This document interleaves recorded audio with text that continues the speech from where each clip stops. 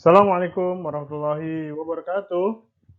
Alhamdulillah, kita bertemu lagi di pertemuan keempat pelajaran pendidikan kewarganegaraan.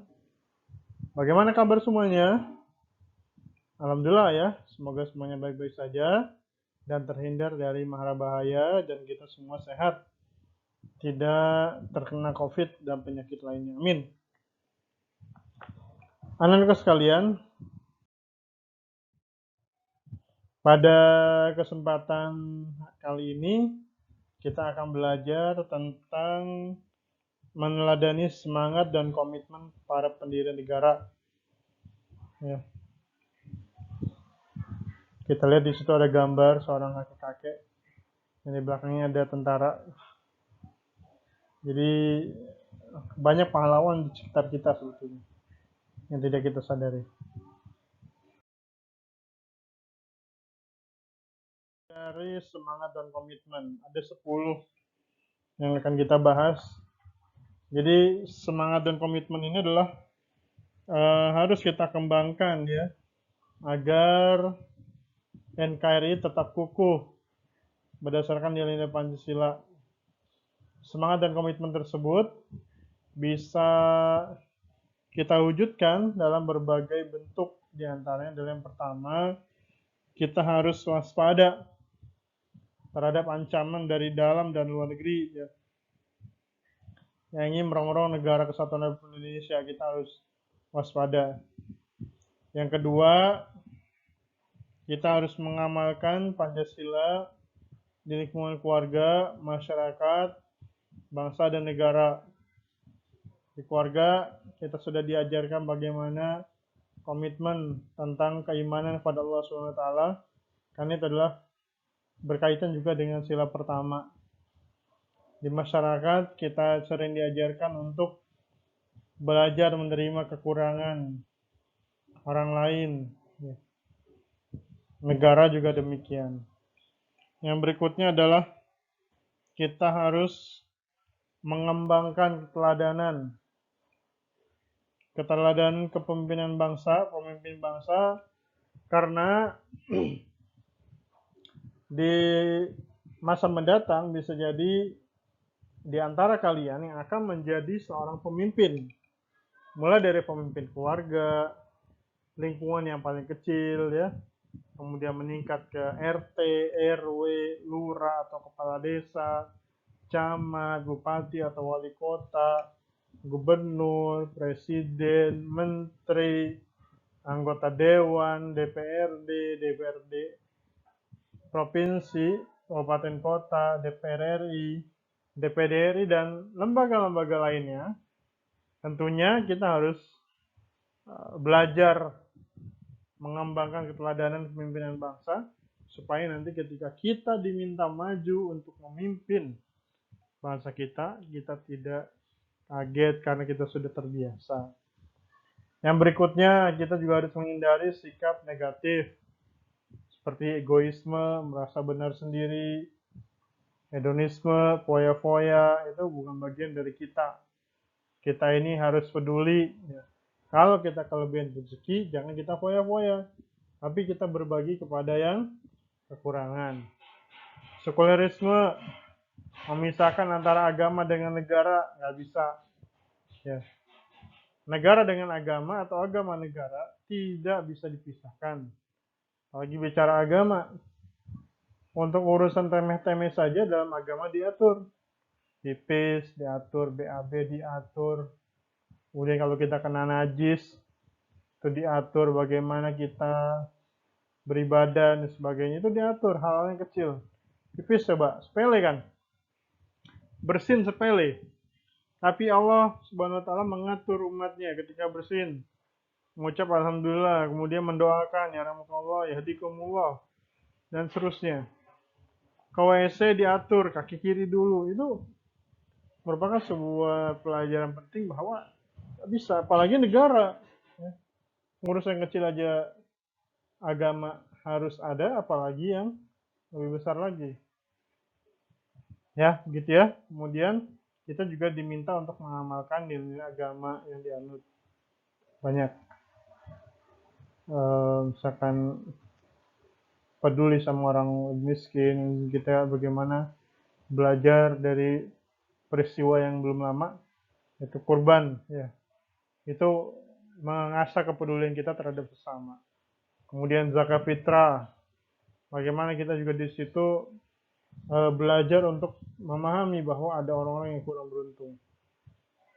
Ketika kita belajar puasa, paling tidak kita belajar bagaimana menahan rasa lapar. Karena ada banyak orang yang kelaparan. Kemudian yang berikutnya, kita menempatkan Pancasila sebagai sumber hukum. Menempatkan Pancasila sebagai nilai kepribadian bangsa. Mengembangkan pendidikan Pancasila secara demokrasi. Ya. Kemudian mengembangkan program pembangunan sesuai Pancasila. Dan yang terakhir adalah menjalankan reformasi. Jadi ya, kita harus mengedepankan musyawarah dalam menyelesaikan masalah dan sebagainya.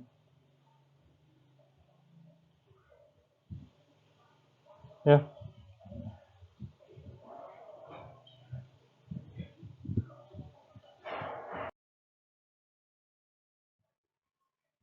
Dan nilai semangat dan komitmen adalah yang penting merupakan sikap dan perilaku yang mengandung rasa memiliki. Jadi kita nih memiliki bahwa negara ini adalah milik kita, bukan milik orang lain.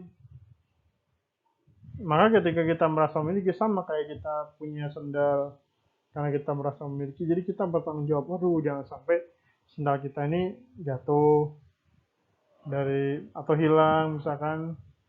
Ketika kita punya baju, kita jaga supaya baju itu tetap bersih. Karena kalau kita merasa memiliki, kemudian kita memberikan perhatian dan ada usaha untuk mewujudkan harapan cita-cita. Jadi kalau kita merasa memiliki tugas sebagai pelajar, kita ini ingin mewujudkan harapan dan cita-cita kita, maka kita biasanya akan lebih serius. Ya. Berbeda dengan merasa tidak memiliki. Udah, kalau misalkan kita merasa nggak memiliki, abai saja. Ah, bukan milik saya. Ya kan? Biasanya seperti itu. Yang kedua, kita juga harus belajar semangat para pendiri negara. Kita harus meneladani sikap-sikap mereka. Mereka itu lebih mementingkan kepentingan umum ketimbang kepentingan pribadi maupun golongan. Itu harus kita pelajari, ya, kita teladani. Jangan sampai kita juga ke depan terlalu sibuk dengan diri sendiri sehingga lupa dengan orang lain.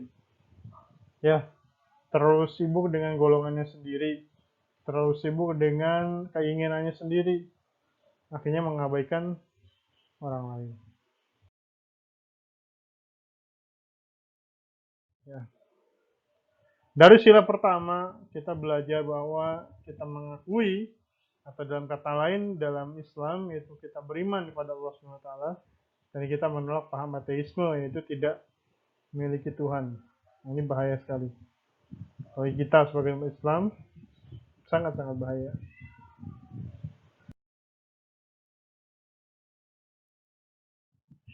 Kemanusiaan adil dan beradab. Kita harus mengakui bahwa kita ini sama. Nggak ada bedanya.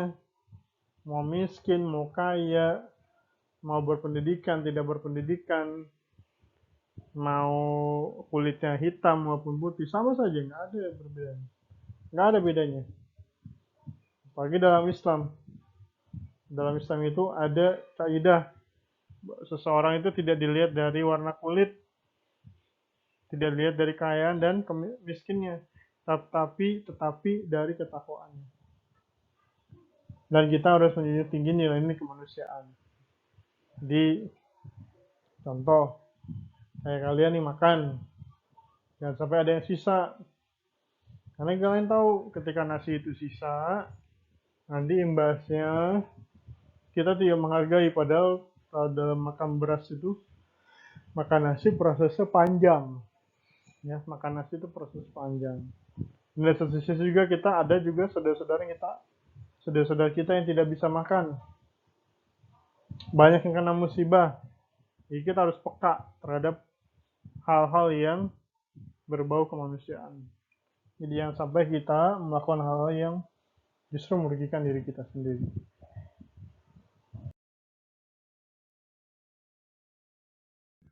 Kemudian yang berikutnya adalah persatuan Indonesia. Kita menjunjung tinggi persatuan dan kesatuan bangsa dan mengutamakan kepentingan bangsa daripada kepentingan pribadi dan golongan. Jadi lebih baik kita bersatu daripada kita harus gontok-gontokan. Merasa paling benar ya. Akhirnya nggak mau menerima orang lain, pendapat orang lain dan sebagainya.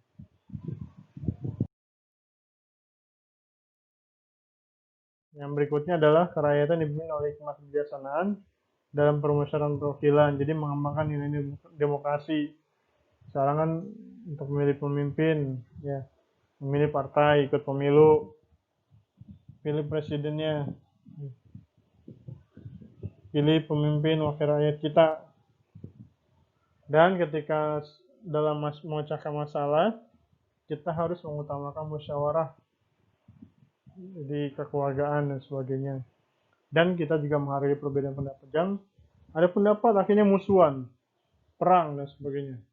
Perang adu mulut, adu pendapat. Cukup kita terima dan kita hargai perbedaan-perbedaan itu. Karena nggak mungkin ya, kepalanya beda-beda.